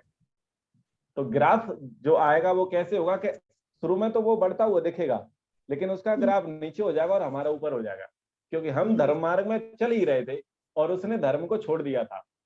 तो उसका एंड ऑफ द लाइफ, इस जीवन के अंतिम समय में जाकर के उसका ग्राफ गिर जाएगा, और जब पुनर्जन्म होगा तो उसकी जीरो से बहुत आगे अपने जीवन को ले चुके होंगे। तो ऐसे व्यवहारिक उदाहरण भी अगर हम समझेंगे तो इस व्यवस्था पर भी हमें खूब आनंद आएगा, हम उस पर उंगली नहीं उठाएंगे।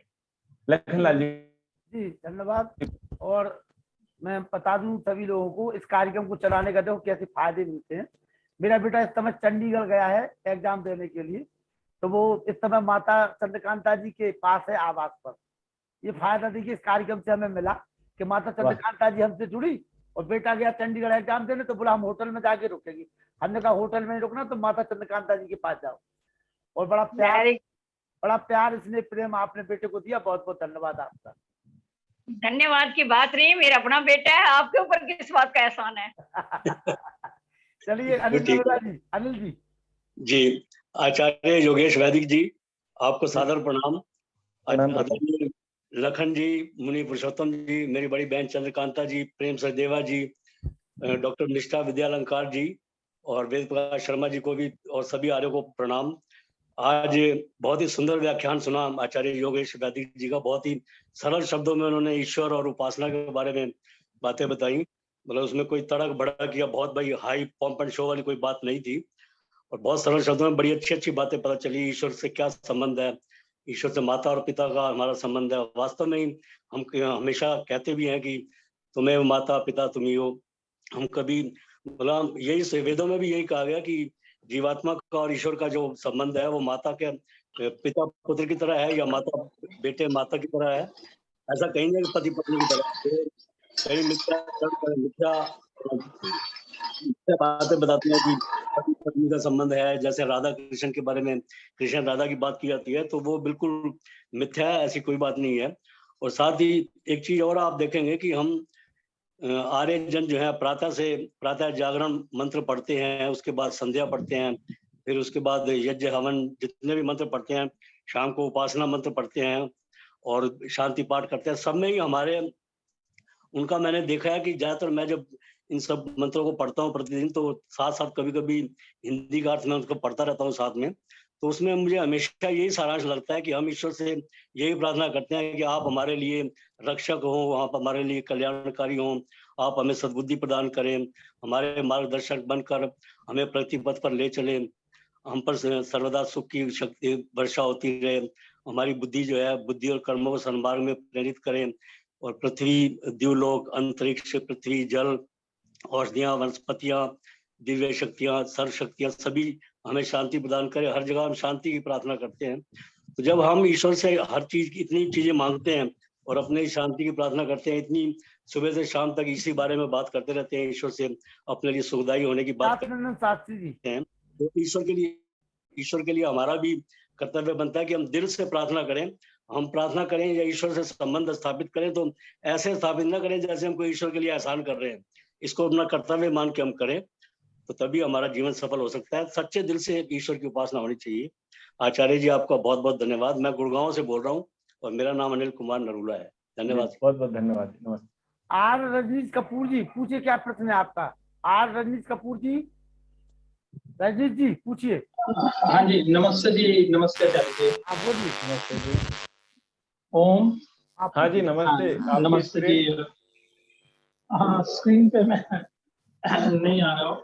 और ठीक है, आप, मेरा ये प्रश्न था कि जैसे आप दिल्ली से हैं क्या? हाँ जी, हाँ जी, मैं दिल्ली से। आप पीतमपुरा से? जी जी जी। अच्छा अच्छा, ठीक ठीक ठीक।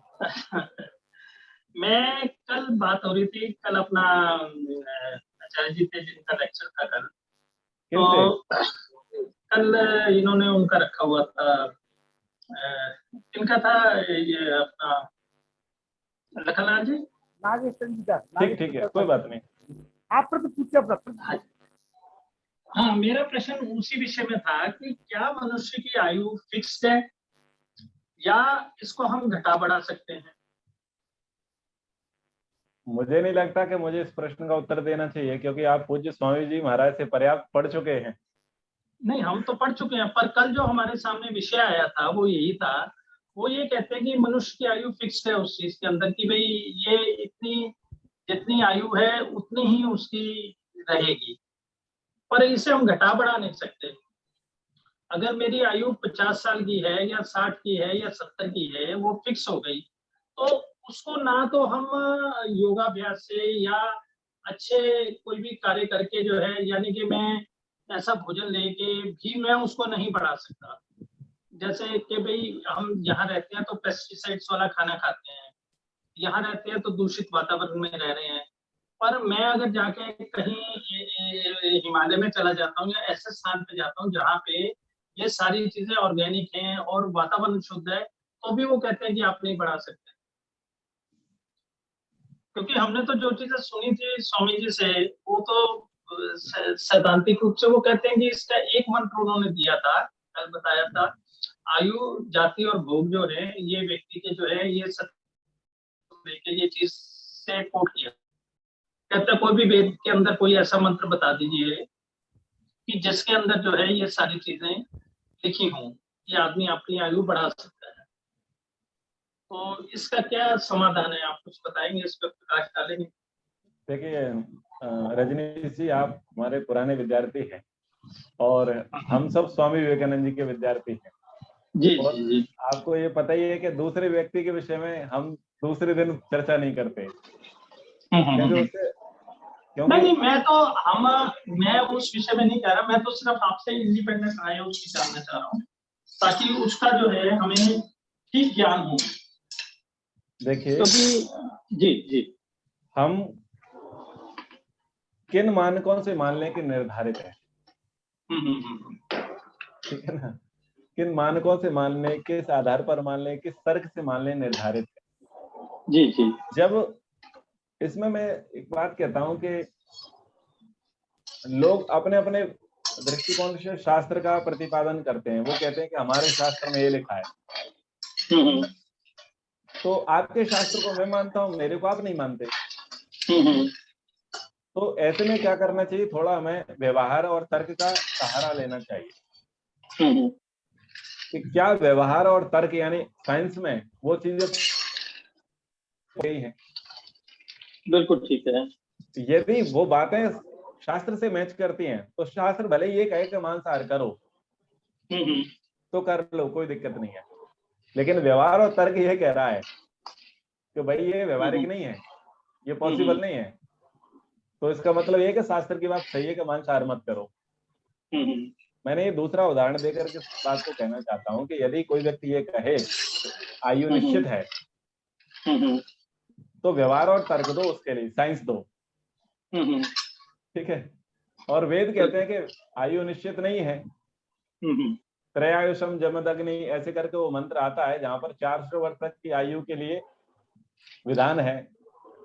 आप और हम सबकी मंगल कामना के लिए मंत्र पढ़ते हैं, तप चप छुरदेव एतम, उसमें अंतिम पद आता है भूयश्च शरदा सतात,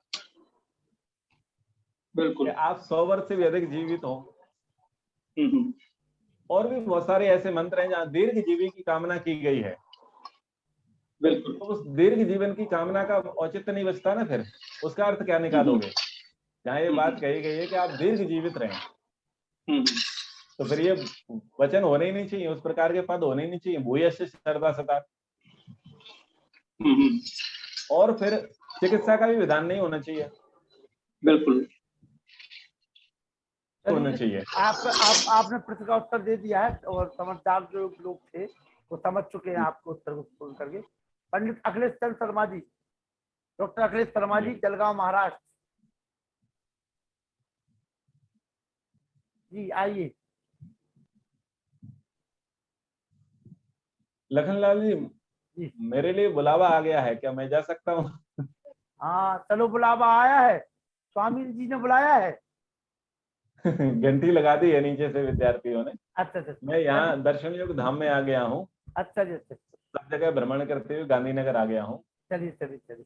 तो समय का आपको पता है कि अच्छा खासा अभाव मेरे पास रहता है। तो पुनश्च आप सभी का बहुत बहुत धन्यवाद, और शिलान्यास कार्यक्रम में आप सभी पधारिए। 25 सितंबर को दर्शन योग धाम क्रियात्मक योग प्रशिक्षण से 20 तारीख तक गांधीनगर गुजरात में। तो आप सभी को मैं यहाँ वर्चुअली रूप से आमंत्रित करता हूँ, आप सभी पधारे। बहुत बहुत धन्यवाद। नमस्ते। नमस्ते। लखनलाल जी, आपने बुलाया, आपके बहुत बहुत आभार आपका, आप आए और पुनः आप आइए, आपका स्वागत जी। अखिलेश शर्मा जी।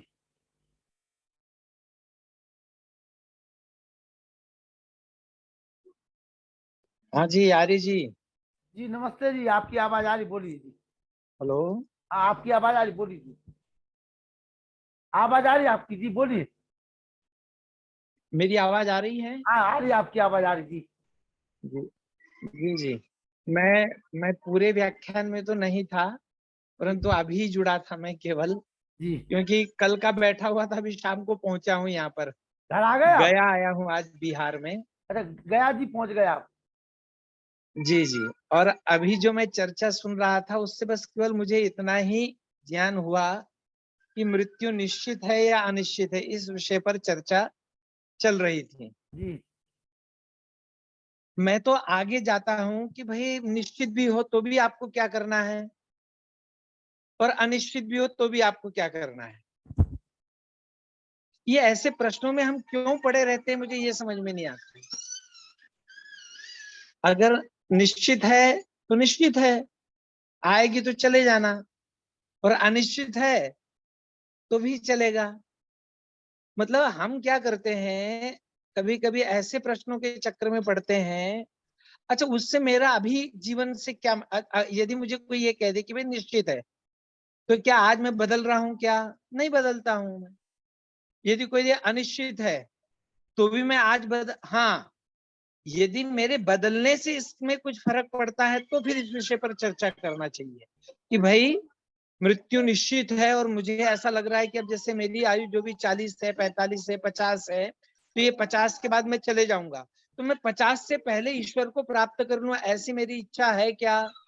और इस इच्छा से युक्त यदि मेरा प्रश्न है तो निश्चित रूप से मैंने ये जानना चाहिए कि मृत्यु क्या निश्चित है, और यदि अनिश्चित है तब तो फिर बिल्कुल सीधी सी बात है कि कल हो सकती है, तो आज ही क्यों नहीं मैं अपने आप को बदल लूं। इह चेद वेदी दथ महति विनष्टि यह चेद वेदीदथ महति विनष्टि, यह चेद अवेदीदथ महति विनष्टि, यह चेद वेदीदथ सत्यमस्ति।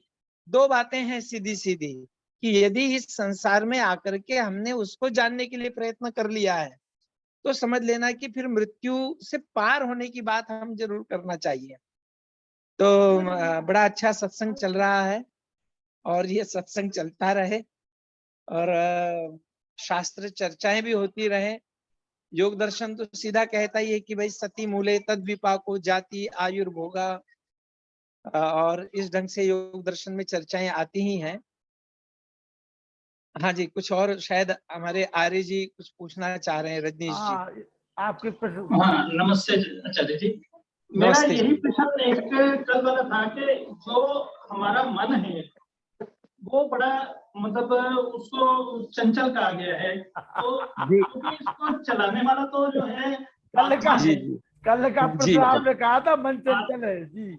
हाँ जी जी जी, तो देखिए वो जो जी जी जी, हाँ जी बताइए। हाँ, आ गई बात समझ में मुझे।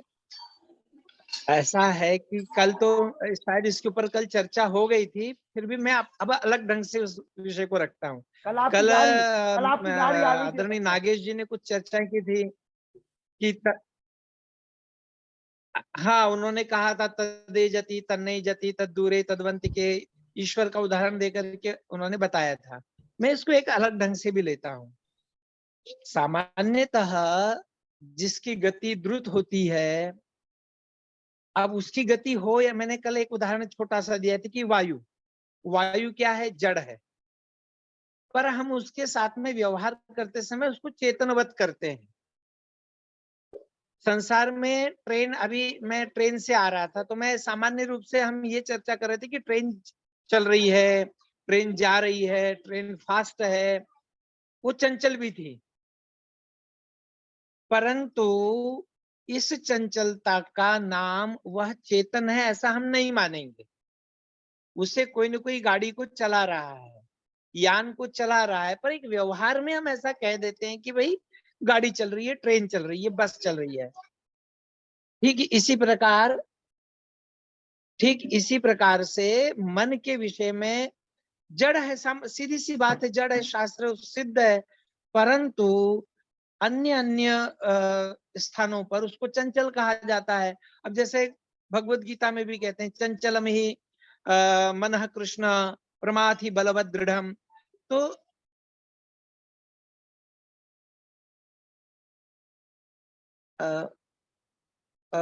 जिनका किन्हीं का तो संदेश आया था बड़ा सुंदर कि हाँ, मिथिलेश जी का है, मिथिलेश गौर जी है वो। हाँ जी हाँ जी हाँ जी।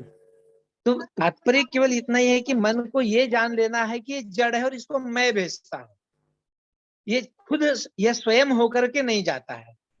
बस ये समझ में आ गया तो उसकी चंचलता उसी दिन रुक जाएगी।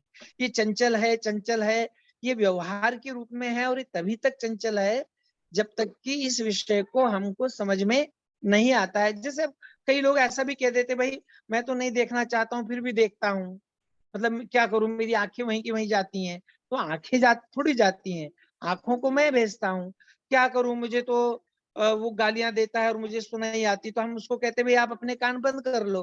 पर सामान्य व्यक्ति से ये नहीं, तो सामान्य व्यक्ति कहता है भाई मुझे तो सुनाई आता है, वो भी सुनाई आता है, ये भी दिखाई देता है, सब बातें दिखाई देती हैं, सब बातें सुनाई देती हैं। तो सामान्य रूप से यहाँ पर बस ये समझ लीजिए कि मन चंचल नहीं है और मन को हम चलाते हैं, पर एक व्यवहारिक दृष्टिकोण से लोग बोलते हैं। हाँ जी जी, चंद्रिका हाँ, शर्मा डॉक्टर जी। साहब मैं कुछ कहना चाहता हूँ। देखो थोड़ा सा एक उदाहरण ये दें कि जैसे आज हम मोबाइल फोन सब प्रयोग में लेते हैं, ले रहे हैं ना। अब आप समझिए कि हमारे जन्म जन्मांतर तक रहता है। चलिए अब मोबाइल की जो सिम है हमारे पास में, वो सिम एक जड़ पदार्थ है और उसमें चेतना, हाँ, सिम जो मोबाइल की सिम जो है, जिस प्रकार से मोबाइल की सिम में डाटा संचित रहते हैं, जैसे आपने फोन नंबर है होती है उतने इसके अंदर हम प्रोग्राम फिट करते हैं। मैं मुख्य रूप से जैसे फोन नंबर आप मान लीजिए फोन डायरेक्टरी है ना, चंद्रशेखर शर्मा जी तो लंबा, इसको इतना ज्यादा लंबा लंबा नहीं क्यों? करेंगे। फिर से हल्का बोला करें, आप बहुत लंबा बोल देते हैं। हाँ, जिस प्रकार से सिम एक जड़ पदार्थ है, उसी प्रकार से आत्मा के साथ में मन भी जड़ ही है। अब उसको चंचल क्यों कहते हैं, क्या कारण है, ये तो अलंकारिक भाषा में कह सकते हैं, क्योंकि ये तो मैंने थोड़ा सा एक संकेत दिया, आप इसको इस विषय में चलिए निष्ठा जी, है ना, यही कहना। जो नेटवर्क जो देता है, जो नेटवर्क जो हमें दे रहा है निष्ठा जी। जी जी जी जी आइए। आदरणीय हमारे लखनलाल जी आर्य, बहुत दिनों में आप लोगों के बीच में जुड़ना हो पा रहा है। बहुत सारी परिस्थितियां आ गई, वो आपका जो आपने भेजा कोड वर्ड वही काम आया, उसी को डालने से ही ये खुल गया। अच्छा, और आदरणीय आचार्य अखिलेश जी, आचार्य डॉक्टर व्यास नंदन जी और आचार्य योगेश जी, जिनका बहुत ही सुंदर उद्बोधन हुआ, माता चंद्रकांता जी और नरूला जी, शर्मा जी, सभी देश विदेश से जुड़े हुए सुधी श्रोतागण, बहुत ही सुंदर चर्चा आपके बीच में चल रही थी। ईश्वर और मृत्यु, ईश्वर से लेकर के मृत्यु पर्यंत सारी चर्चाएं हो गई हैं इस बीच में। तो मुख्य तो हमारा आधार परमात्मा ही है, बिना उसके तो हम कुछ भी नहीं है। इसलिए हम उस परमात्मा की भक्ति उसी प्रकार से करें जैसे कि जो चकोर होता है वो चंद्रमा से बहुत दूर होता है, बहुत दूर होता है, पर वो ये सोचता है यही तो है, उड़ान पे उड़ान भरता है, उड़ान पे उड़ान भरता है कि बस अभी तो हम पहुंच जाएंगे। ऐसे ही भक्त को भी अपनी भक्ति की उड़ान भरते रहना चाहिए और हमें शीघ्र ही परमात्मा से मिलन करना चाहिए। और जैसे कि गन्ना भले ही टेढ़ा हो जाए लेकिन उसकी मिठास में कमी नहीं आती है, ऐसे ही परमात्मा की कृपा भी पहली बात तो टेढ़ी होती ही नहीं है, अज्ञानतावश ऐसी दिखाई दे, लेकिन उसकी कृपा की मिठास में कभी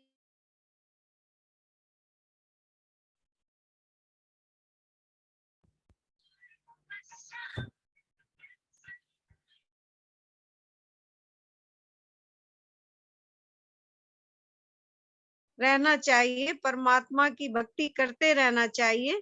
कहा है यह आत्मदा बलदा यस्य विश्व उपासते प्रशम यस्य देवा यस्य छाया अमृतम यस्य मृत्यु कस्मै देवाय हविषा विधेमा। उस परमात्मा की जो छाया है वही क्या है, अमृत के समान है, उसका आश्रय ही हमारा अमृत के समान है, इसलिए हम उसकी शरण में बैठे और मृत्यु की जो बात मृत्यु का वर्ण करें, क्योंकि किसी की 100 वर्ष की जिंदगी से कुछ नहीं होता और किसी की 4 दिन की जिंदगी 400 काम आती है। महर्षि दयानंद सरस्वती तो रिटायरमेंट की भी उम्र पूरी नहीं कर पाए और भी हमारे अनेक महापुरुष बहुत अल्पायु में ही चले गए, लेकिन उतने समय का भी उन्होंने बड़ा सदुपयोग किया, उतने समय को भी उन्होंने जीवंत समय जिया।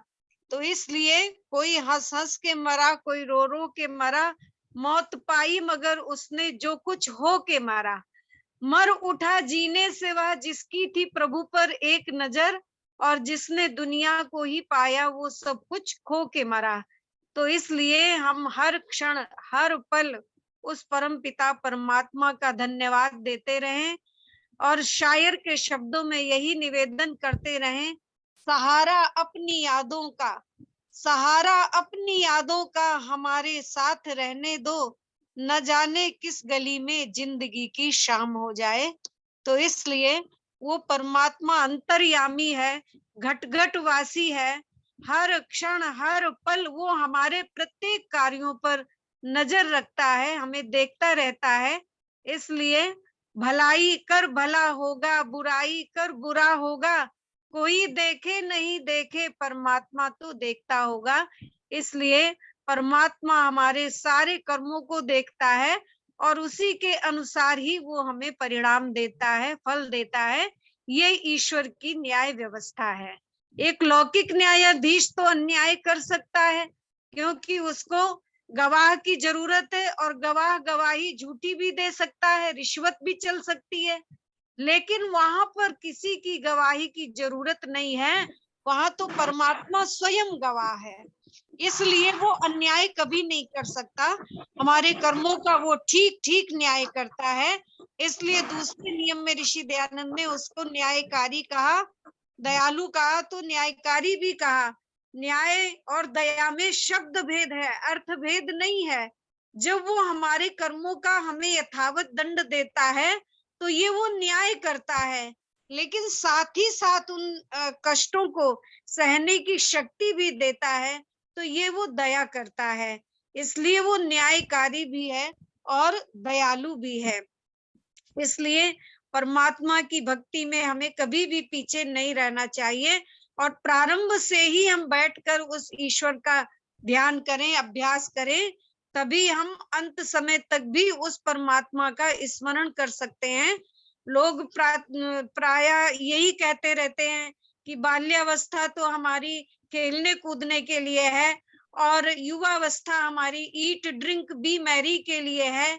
ये भजन, ये हवन, ये संध्या, ये जप, ये तप और ये उपदेश, ये प्रवचन, ये तो सब हम बुढ़ापे में देख लेंगे। अरे बुढ़ापे में आप क्या देख लेंगे, बुढ़ापा तो आपको खुद ही देख लेगा। इसलिए जो व्यक्ति अपने बचपन को होश पूर्वक व्यतीत करता है तभी उसकी जवानी भी होश पूर्वक व्यतीत होती है, और जवानी को होश पूर्वक व्यतीत करता है तो बुढ़ापा भी होश पूर्वक व्यतीत होता है। बुढ़ापे को होश पूर्वक व्यतीत करता है तो मृत्यु भी होश पूर्वक होती है, और मृत्यु होश पूर्वक होती है तो व्यक्ति अगले जन्म में पाप कर्म करने से बच जाता है। योगी राज कृष्ण अर्जुन से कहते हैं, अर्जुन तुम नहीं जानते मैंने कितनी बार जन्मों को धारण किया है, लेकिन सारे जन्मों के अनुभव मुझे स्मरण है। और क्यों स्मरण है? इसलिए स्मरण है क्योंकि मैंने जन्म से लेकर मृत्यु पर्यंत कोई भी दुष्कर्म नहीं किया। और इस बात की पुष्टि महर्षि दयानंद सरस्वती सत्यार्थ प्रकाश के 11वें समुल्लास में देते हैं। वहां वो योगी राज कृष्ण को आप तो और महान कह रहे हैं। उसी को मैं पद्य में गाती हूँ। ले जन्म से मरण तक कोई किया न पातक, कहते ऋषि दयानंद, कहते ऋषि दयानंद। वे आप्त थे महा थे, बतलाए आपको हम। श्री कृष्ण चंद्र क्या थे, अवतार तो नहीं थे। नर किंतु देवता थे, बतलाए आपको हम। इसलिए उन्होंने जीवन भर इतना लड़े भी, लड़ाए भी, सब कुछ किया धर्म की रक्षा के लिए, धर्म की स्थापना के लिए, लेकिन कहीं भी 1 इंच भूमि के स्वामी नहीं बने। तो इसलिए हम इन महान पुरुषों के पथ का अनुसरण करें और परमपिता परमात्मा की भक्ति करें, उपासना करें, स्तुति करें, तभी हमारा जीवन सफल और सार्थक होगा। आप सभी ने बहुत ध्यान से सुना, आप सभी का हार्दिक धन्यवाद। बहुत बहुत आभार निष्ठा बहन जी। और कल कार्यक्रम की अध्यक्षता आपको करनी है और डॉक्टर व्यास चंद्र शास्त्री जी का व्याख्यान रहेगा। कल की अध्यक्षता आपको करनी है। जी जी। ठीक ठीक ठीक। ठीक, आइए व्याकरण में शास्त्री जी। ओम वेदाहमेतं पुरुषं महान्तं आदित्यवर्णं तमसः परस्तात् तमेव विदित्वाति मृत्युमेति नान्यः पंथा विद्यते यनाय। ओम शांति शांति शांति। आर्यों का महाकुंभ इस कार्यक्रम के सामान्य संचालक एवं संयोजक आदरणीय मित्रवर रतनलाल आर्य जी, इस कार्यक्रम से जुड़े हुए हमारे सम्माननीय वानप्रस्थी पुरुषोत्तम मुनि जी, और अभी जिनका बड़ा ही सुंदर चर्चा सुन रहे थे आदरणीय निष्ठा विद्यालंकार जी, और जिनका निरंतर कार्यक्रम हम लोग सुन रहे हैं, विशेष रूप से आज के मुख्य वक्ता आदरणीय योगेश वैदिक जी, जिन्होंने बहुत ही सरल माध्यम से व्यावहारिक पक्ष को लेते हुए ईश्वर भक्ति के ऊपर हम लोगों का ध्यान आकृष्ट किया। मैं तो ये समझता हूँ कि ईश्वर भक्ति एक ऐसा विषय है जिससे हर एक लोगों को जुड़ना ही चाहिए,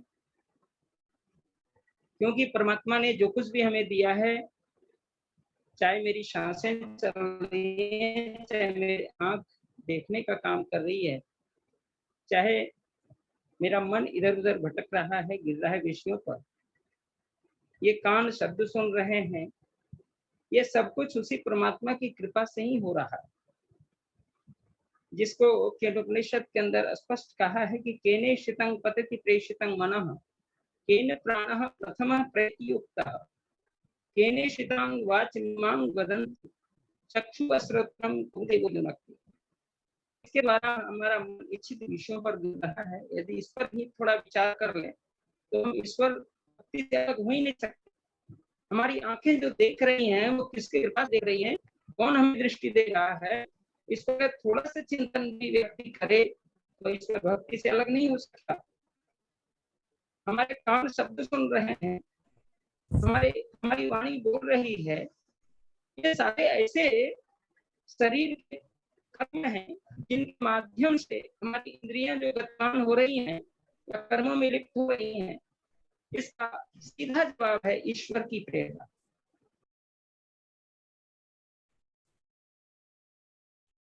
चलिए, डॉक्टर अखिलेश शर्मा जी का बहुत बहुत आभार। अपना अमूल्य समय निकाल करके वो जुड़े रहते हैं और उनका मार्गदर्शन हमें मिलता रहता है।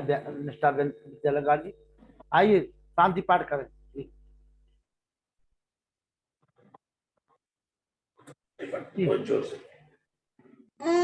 ओम शांति अंतरिक्षगम शांति पृथ्वी शांति रापं शांति रौषधय शांति वनस्पतय शांति वृक्षे देवा शांति ब्रह्म शांति सर्वं शांति शांति रेवा शांति श्याम शांति रेदि।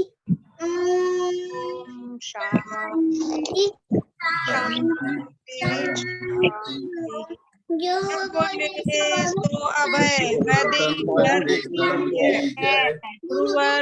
आनंद की जय, प्रवर्तक महर्षि दयानंद की जय की जय, योगी राज श्री कृष्ण चंद्र की जय, माता की जय, भारत माता की जय, गौ माता की रक्षा हो, पालन हो, समाज रहे, देश की ज्योति रहे, झंडा ऊंचा रहे, सत्य सनातन वैदिक की जय। वैदिक अभिवादनम सबको सादर। तो चाहे दुखो हर हाल में रहना हंसते जी, नमस्ते जी, नमस्ते जी। क्यों निष्ठा जी, निष्ठा जी प्यारी व्यासनंदन जी नमस्ते जी। संस्कृत महारानी, आप सब लोग संस्कृत महारानी बहन जी। चलिए, भाइयों का महाकुंभ है, तो विशेष धन्यवाद है कि हम लोग इस बहाने रूबरू हो लेते हैं। बस बस बस अच्छी संस्कृत है महारानी और अच्छी हिंदी है, संस्कृत है महारानी, हिंदी है रानी और वो अंग्रेजी है नौकरानी। रानी, संस्कृत महारानी, संस्कृत महारानी, हिंदी बहुरानी, उर्दू पटरानी, हिंदी बहुरानी। वाह वाह चलिए, नमस्ते। नई नई चीजों को लेकर के आती है हमारी निष्ठा जी। जी, संस्कृतम जयो, संस्कृतम सकलम कहा, संस्कृतम सकलम ज्ञानम, संस्कृतम न विद्यते। कल की अध्यक्षता करेंगे निष्ठा जी, कल की अध्यक्षता। ये खुर्जा प्रोग्राम करके आई है निष्ठा जी। हाँ पता है खुर्जा। हाँ अच्छा जी, नमस्ते जी। नमस्ते माता जी। चंद्रकांता माता जी की तो बहुत जगह गतिविधियां हैं। नमस्ते जी, कैसे? माता जी तो बहुत स्मार्ट है हमारी। अच्छा, पता लग गया गतिविधियों का। हाँ लग गया, चंडीगढ़ में भी आज जुड़ी थी आप, मगर हमें समय नहीं था उस समय। तभी तो मैं यहाँ लेट जुड़ी, मेरा लास्ट में था ना प्रोग्राम। अरे तो इतने स्टेशन पे हुई आओगी तो लेट तो हो ही जाओगी। बच्चों को बहुत बहुत धन्यवाद, बहुत सुंदर पाठ कर रहे हैं। बहुत बढ़िया शांति पाठ और नारे लगाते हैं। शांति पाठ और उद्घोष के लिए एकदम तैयार रहते हैं ये, और बच्चे ये जगह रहते हैं। संस्कार बहुत है, बड़ी बात। इनके संस्कार है ये बहुत सब आपका रियान वशिष्ठ की तो विशेष उपलब्धि है। बहुत धन्यवाद करता है। बच्चे जरा भी आलोचना नहीं करते अपने काम में। बहुत बढ़िया जी जी। नमस्ते जी, नमस्ते जी। नमस्ते नमस्ते सभी को नमस्ते। सर्वेभ्यो नमो नमः। कल नमो नमः। नमस्ते। व्यासनंदन शास्त्री जी का व्याख्यान भेजना मैसेज, सारे ग्रुपों में भेजना होता है ना। व्यासनंदन शास्त्री जी का व्याख्यान रहेगा और अध्यक्षता करेंगी निष्ठा जी। ठीक है, सम्यक् अस्ति, श्वः पुनर्मिलामः। शुभ रात्रि।